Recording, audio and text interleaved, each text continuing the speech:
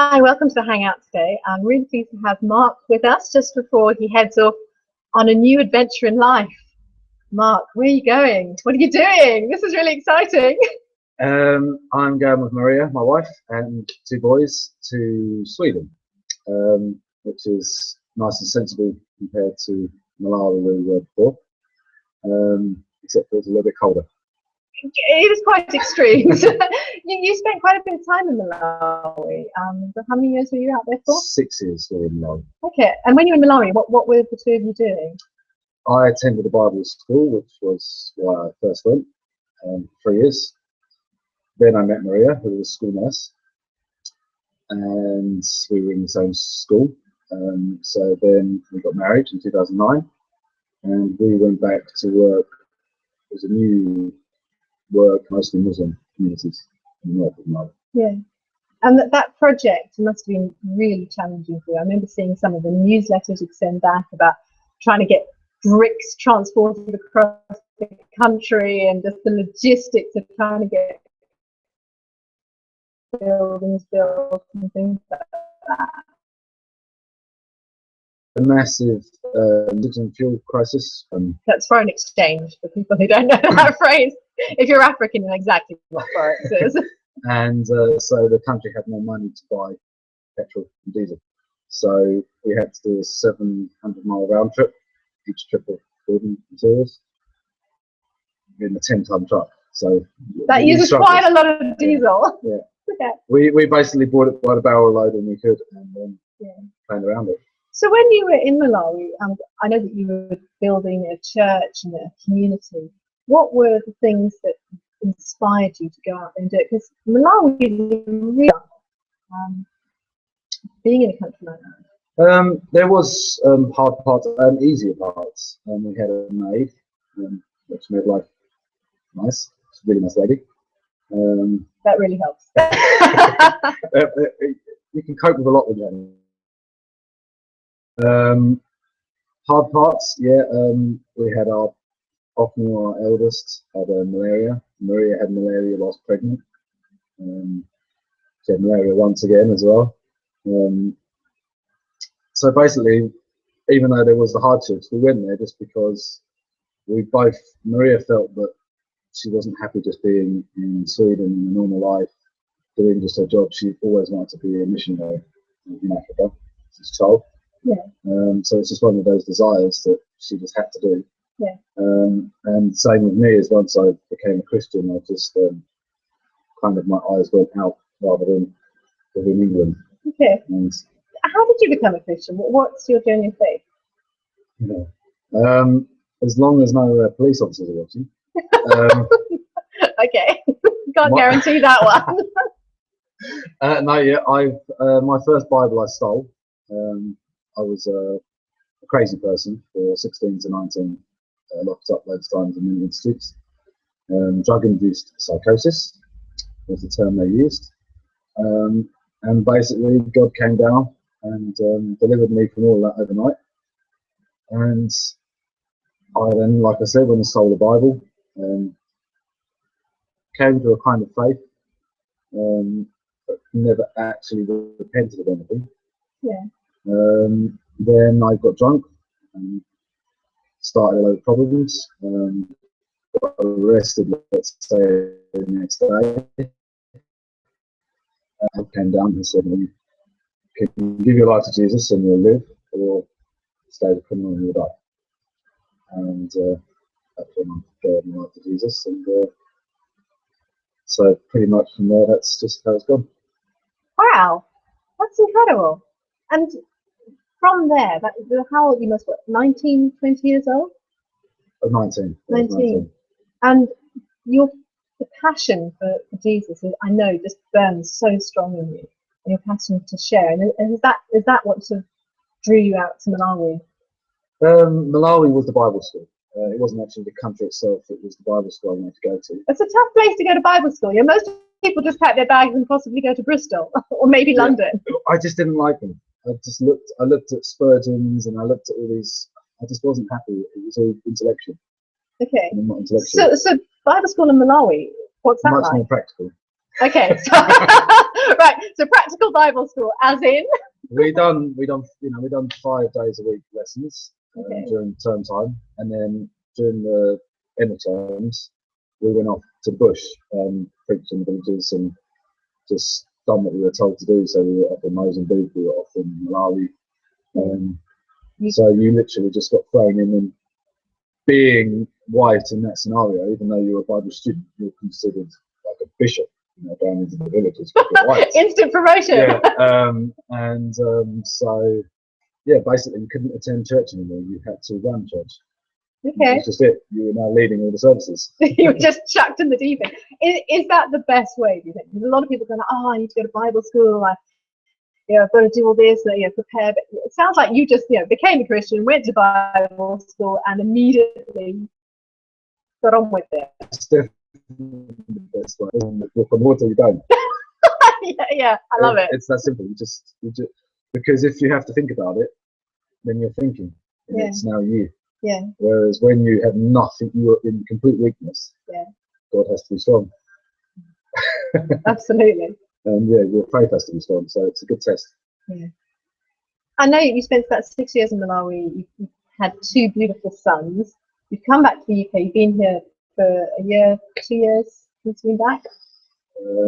It will be 2 years. It would be 2 years if we stayed till like June. Okay. It's been very noticeable that you kind of rested but not eat. Is that fair to say? Yeah, I would have gone straight back, probably within 2 or 3 months. Really? Abroad. But we did have some, let's say, some joyful bumps on our way out of Africa. Okay. So we decided to kind of maybe smooth over the dents. Okay. A bit before we jumped back on the bandwagon. Okay. But now, I decided that 3 years was too long to wait. Okay. Original plan was we were going to be normal for 2 or 3 years. Normal. Trying to earn some money. Yeah. I'm not sure you know what normal is now.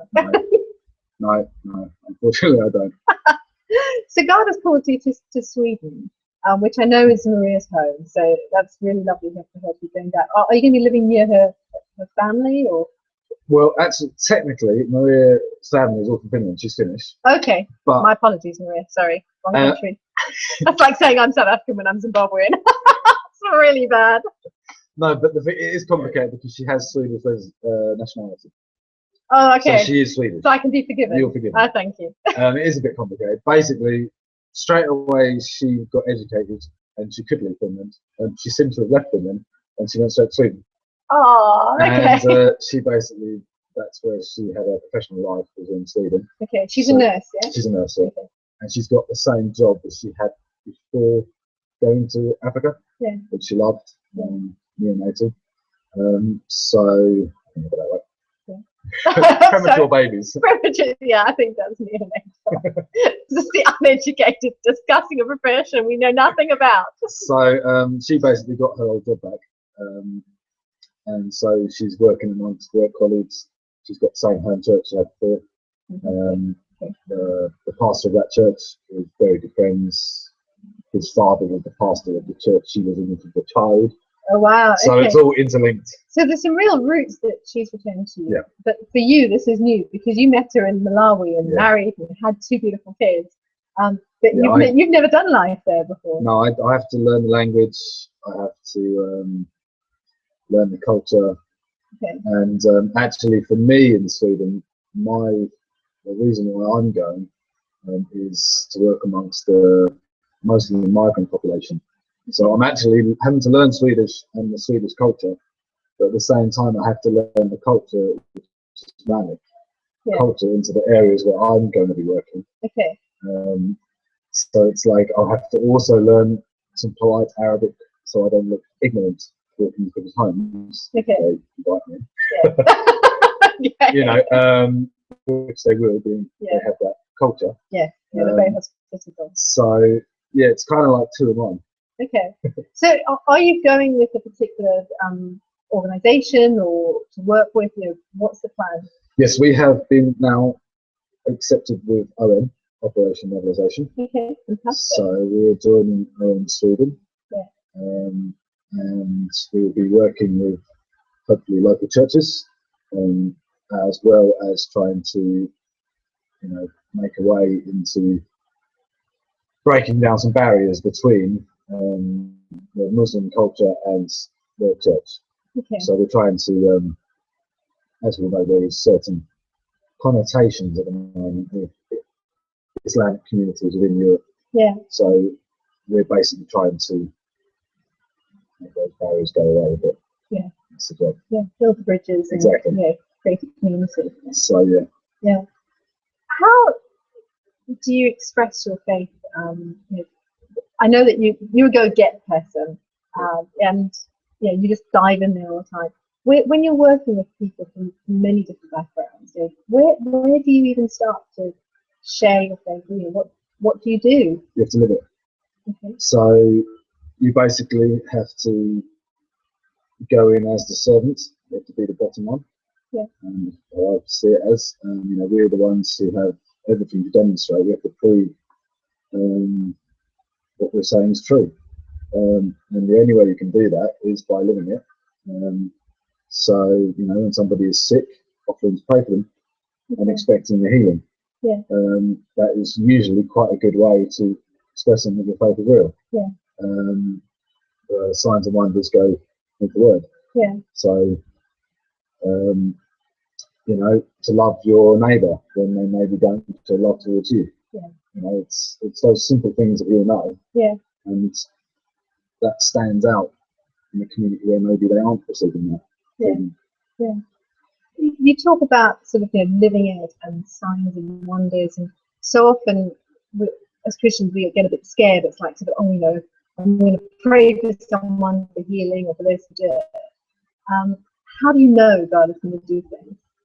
Because I used to hear voices. I was absolute schizo, basically. If I'd have told you, probably given me a different diagnosis. Okay. But I didn't. This is going back to when you were a teenager. Yeah, this wasn't last week. Okay, I'm just checking. This is before I was a Christian. Yeah. And God came down and the voices fled, literally disappeared. My mental health, so don't do. It shouldn't happen. That's for life, basically usually said. Yeah. Or very gradually works out of. Yeah. No, it just happened, changed. No more desire for drugs, no more desire for drink. It's continuous. Yeah. So for me, that was an immediate of how God works. Yeah. And I've prayed for people and they've been healed. So. Okay. So it's a very practical sort of risky faith that you have because God's done it. Exactly. Yeah. When you say God came down, just going back to this bit with a teenager, what did that look like? How did you even know God? How did you know His name? I didn't. I was smoking a joint in the garden, as usual at night time, and I had what I would now call demonic voices who were taunting me at the time. I started smoking this, one in each ear. It's quite weird. Didn't happen like that before. Yeah. That was just basically just schizophrenia, the psychosis side of it. And I just literally had enough. It was the first time I'd ever really had enough of the whole thing. Mm. And a presence came down from above, literally, from the sky. And these voices just screamed, and I heard them like leaving, literally like fleeing. And I was terrified that I was about to die. That was all it was, that this presence was about to kill me. And I literally ran in the house, and I just thought, well, if I just can't see what it is that's going to kill me, I'd rather not see it. So I just hid in the house so that it wouldn't kill me. Right. And I don't really remember greatly on the timescale, but over the next few days or weeks, I'm not too sure how it worked. The voices never came back, but this new presence kept coming, which was terrifying.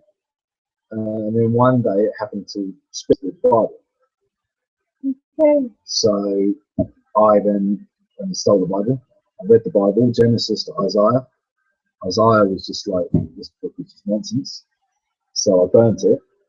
And then again, a few days later, this voice came again and said, you need to read about Jesus in the Bible. Okay. So I when I stole another Bible, and I found Jesus was in a different part of the Bible. If you use his name. Yeah. So Testament, I read it basically in about 2 days or so, not long. It's just read whole through New Testament, and then it was like, yeah, that makes sense. That's okay, right? Kind of then put it aside, and then yeah, I got drunk and police saw, and it was kind of like ultimatum of, well, you either follow me or you don't. Okay. Because now you knew. Now you knew that Jesus now I was. knew what it was all about. And I knew all of my wrongs, which I'd never acknowledged before. Yeah. Because I was quite evil. So yeah, that was it. I gave my life to Jesus, and I said, "That's it. I'll serve you." Not long afterwards, there was a lot of stuff mentioned in the news, and I was being stirred. But you know what? How are those people ever going to hear about Jesus? Yeah. Because the church couldn't even tell me, and I was in England. Okay. So by this time you'd gone along down the church. No, I'd never gone to a church still. It was about 6 months until I went to a church. Yeah. Because the first churches, they had no idea what had happened to me. Why I'd be going there. Yeah. Then I went to Old Lane, Oakenville. Okay. And really good guy there, Russell Rose. Yeah. I spent all that time with, so I done like the homeless stuff. So I wasn't homeless or anything like that.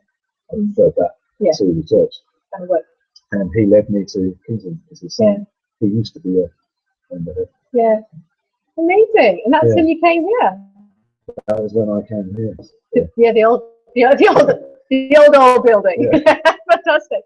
Mark, that's just an amazing story. Yeah, I know we've jumped all over that, but clearly God has just impacted your life so much. Yeah.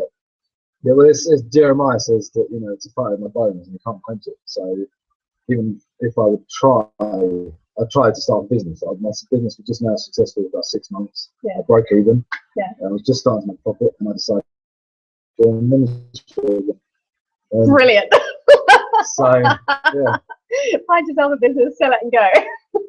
Basically, yeah. Just learn a trade and